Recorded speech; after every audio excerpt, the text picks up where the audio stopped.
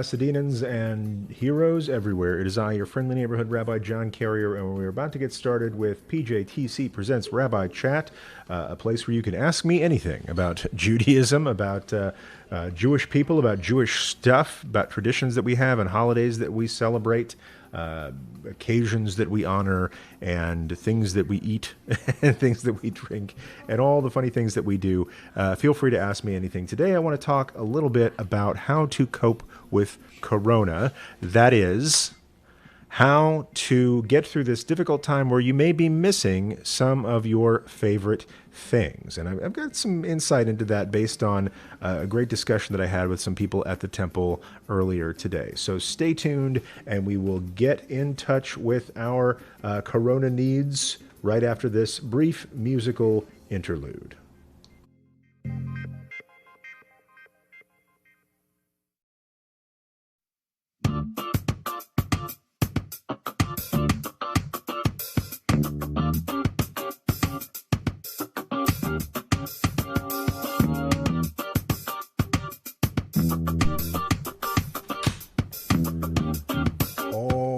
Everybody, it is great to see you here at the Pasadena Jewish Temple and Center. I use the term "at" loosely, maybe like the A with a circle around it. That's the new "at," as it were. So really delighted to be with everybody today. This is Rabbi Chat, brought to you under the auspices of Pasadena Jewish Temple and Center. I am your friendly neighborhood Rabbi John Carrier. Come to you live twice a week, this week anyway. A little bit of housekeeping.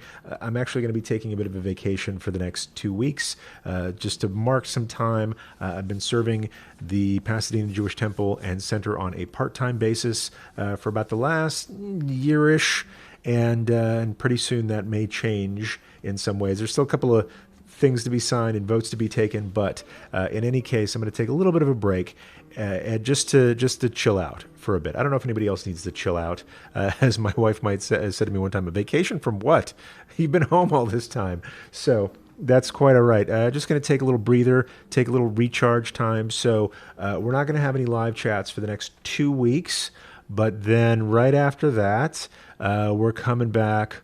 Let's say full force. So let me use it's the 5th, the 12th. The 12th, we're going to have a baller good time hanging out like we do. And so this is the last broadcast for a while. We'll be getting back together on the 12th. And then from that point, twice a week, Tuesdays and Thursdays, 3 p.m. Pacific time. Wherever you're joining us from, you are more than welcome. We're on Pacific time, and I've never felt better about living in sunny Southern California. The sun shining. I will share with you a couple of things that came into my life yesterday, and they are citrus trees. So we've been spending quite a little bit of time at home, wanting to make our space as beautiful and lively as possible. Part of that was a new member joining our family. Her name is Callie. She is a German Shepherd, approximately 9 weeks old at this point. And just to have a little bit more life, if you need anything more lively than a puppy, I decided to get a couple of potted dwarf citrus trees for my balcony, getting some great sunshine out there. We got some mandarins coming in. We got some limes coming in, both for snack and for beverages of various kinds. So delighted to have that in my life. We're trying to cope the best we can. And I want to get back on that topic in just a second. But first, I want to acknowledge the people who are already joining us. It is so nice to see Diwa Lexon says Shalom L'Kulam. Nawa64 says Shalom. Your Malowitz, my good friend from Poland. Always, vacation always. Not a bad idea. Going to take a little bit of a break. Lucky to have a job, really psyched to be working, really psyched about the job that I have. I work with a wonderful community, not just saying that because they're sponsoring this live stream, but really delighted to learn with the people that I get to learn with all over the world, and especially in Pasadena, and it's nice to take a break sometimes. So I see a lot of people saying, say hello to Martin Benda. I don't know what that is, and I don't recognize these folks, so we'll see what comes out of this. Very nice to see everybody who is here. Let's see. What else is going on here? Got Pikawakaleka 17 and John Gendas is in here. So Tammy Lynn Garrison is joining us on Facebook. Carla J is on the YouTube arena. We're multicasting here on Twitch and on YouTube and on Facebook as well. Wherever you're chatting from, I'm going to see that in my multi-chat here. So let's get down to the business at hand. I heard a coworker refer to the current time a couple of times today as Groundhog Day. I don't know if anybody's seen this wonderful Bill Murray movie from my childhood. If that's how old that movie is, I'm sorry about that. But it's this movie where every day seems the same, and we don't really know when it's going to end, and we're trying to break out of that cycle. And so a lot of people have used the phrase Groundhog Day to talk about where we are. And the other thing about that movie is this guy was visiting a town, Punxsutawney, Pennsylvania, I guess. He was out of his element, wasn't really prepared for what he was doing. And the movie, I don't want to spoil it for you. If you haven't seen it, it's a great movie. If you haven't seen it, I don't know where you've been, because it's been around for a while. But uncertain of what the future holds, he's away from the creature comforts of his own home, which means he's probably missing a lot of the things in his life that he's accustomed to. And I know I've had that feeling. I know a lot of people have had that feeling. And there is a sense, I don't want to get too depressing here, but there is a kind of a sense of mourning. Mourning for your typical routine where you might get up and get out and get about. People are mourning for jobs that have been lost or hours that have been cut. People have been in mourning for vacation. So I'm taking off for a couple of weeks next week, and I was originally going to go camping in Arizona. That's not happening because it's safer for me to be at home. I'm concerned that if I went to Arizona, I might not be let back into the state of California, or I might have to move into a hotel room or something. So I'm taking my vacation, the safest place for me to do it, and that's with my family. Just kicking back and playing a little bit more video games than usual. So that's going to happen.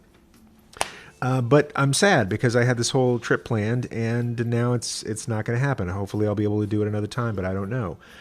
People are mourning for actual loss of loved ones. We've had a tremendous amount of death, and if not death, then great suffering due to this virus. So we are missing things. We are missing people. We are missing work that gives us meaning and gives us joy. We are missing things that were predictable, things in our routines. And I had this meeting today, and I don't know if I should be talking about this meeting because it's still kind of, sort of early stages. I'll say it this way. A lot of clergy, a lot of rabbis, a lot of cantors, a lot of lay leaders, a lot of volunteer people who lead services all over the country are starting to have a conversation about high holy days. What are the high holy days going to look like this year? What's Rosh Hashanah going to be like? What's Yom Kippur going to be like? One of the things that's people's favorite thing about the high holidays is being in a room with 1,000 other people who are there to celebrate the same thing you're there to celebrate with, right? Even though high holidays involves, let's say, intense personal work, introspection, really focusing inward on atonement, things that we need to make up for, things that we're embarrassed about, right? And so even though it's very intensely personal, as Rabbi Adam Greenwald shared with me one time, there's still something great about doing that personal work in a room with 1,000 people. Like when these other people are doing that too, and there's a kind of solidarity there that buoys you along, that gives you strength to do the work that you need to do. And I don't know whether we get to do that this year. I don't know what that looks like. Maybe instead of 1,000 people, it's 500 people. Maybe it's 50 people in 20 different rooms, right? So we don't know what that looks like.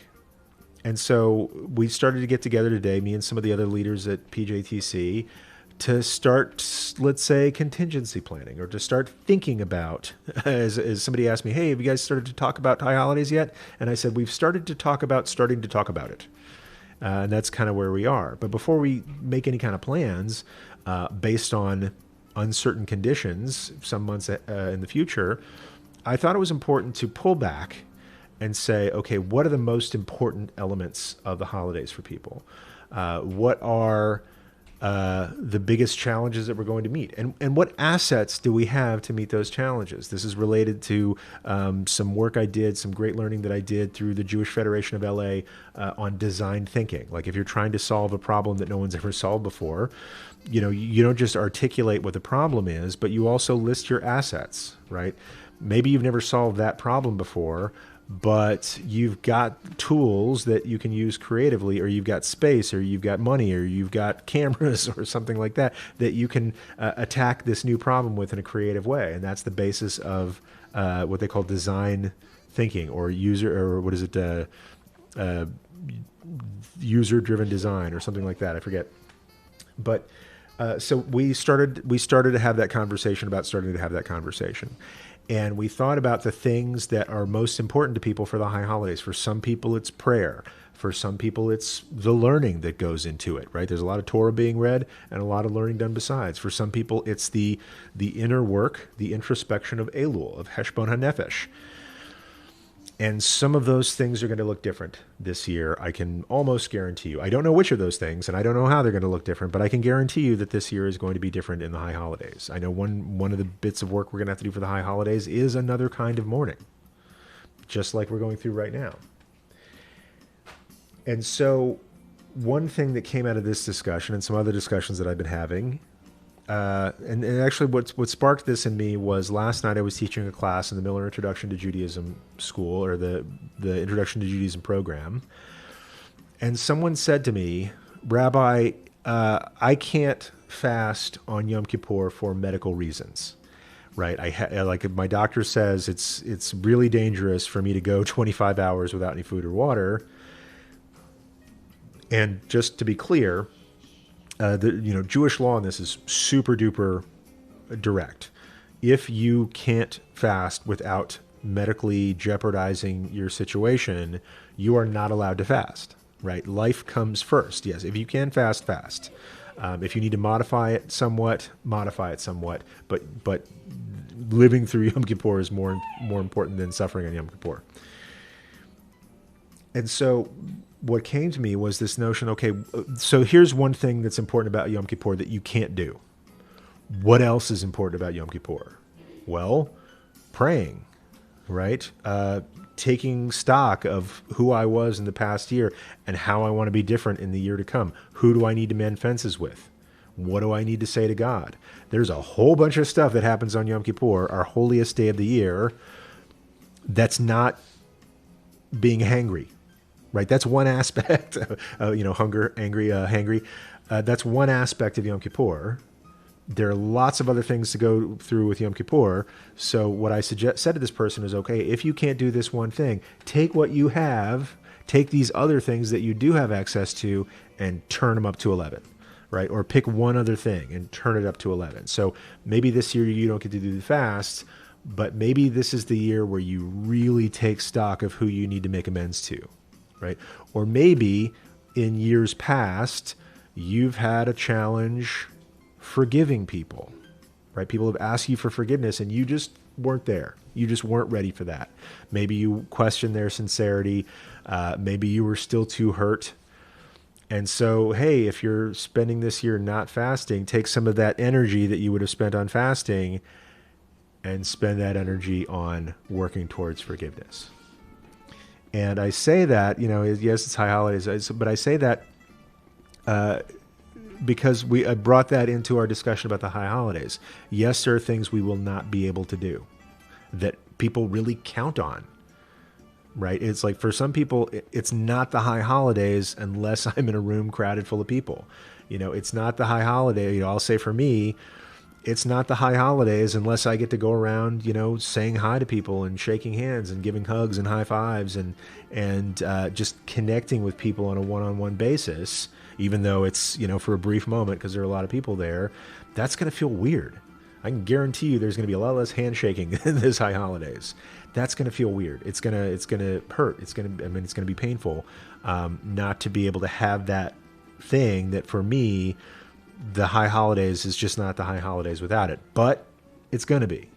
So what else is a part of the high holidays that I can turn up to 11? Maybe I sing louder. Sorry, folks.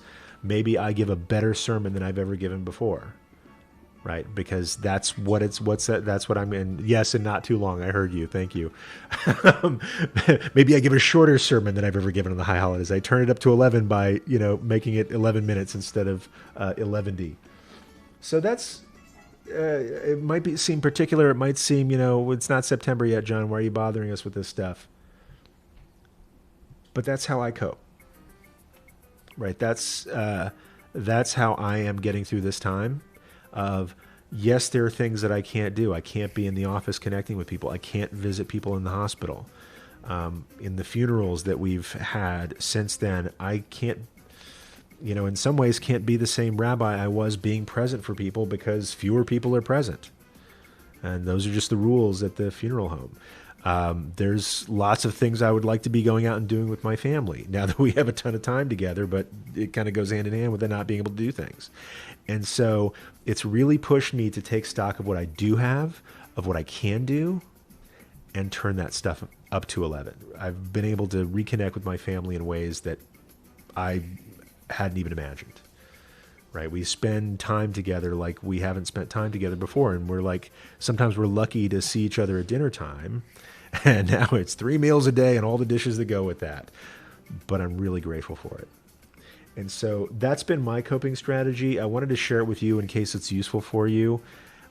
As I've said before, Jews have done more with less. Like we've been able to,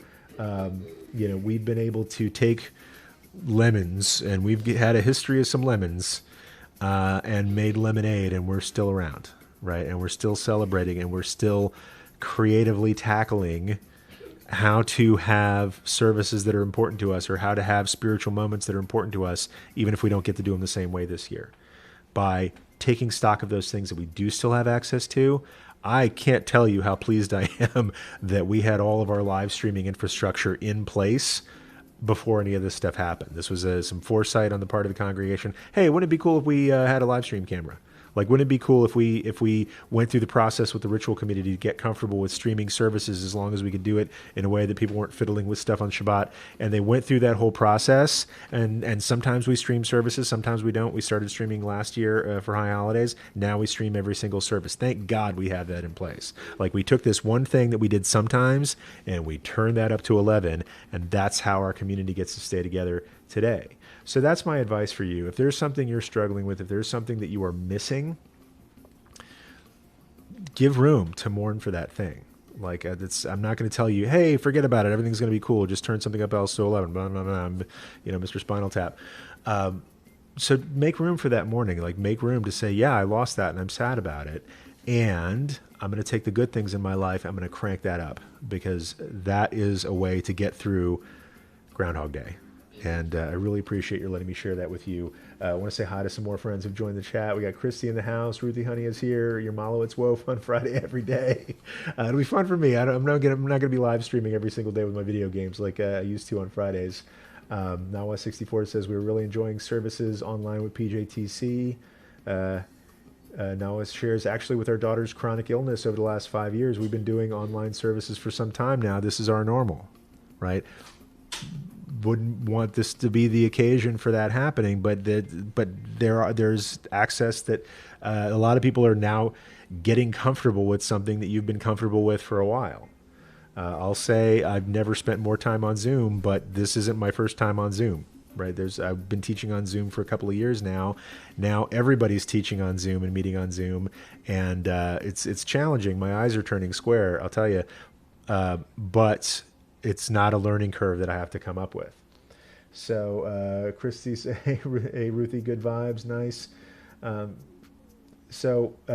now 64, I'll just close on this. You never know what you can do until you have to do it. We learn that we can do more than we ever thought possible.